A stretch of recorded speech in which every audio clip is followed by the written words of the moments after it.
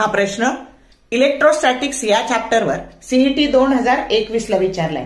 A parallel plate capacitor filled with oil of dielectric constant 3 between the plates has capacitance C. If the oil is removed, then the capacitance of the capacitor will be option A C by root 3, B 3C, option C root 3 into C and option D C by 3.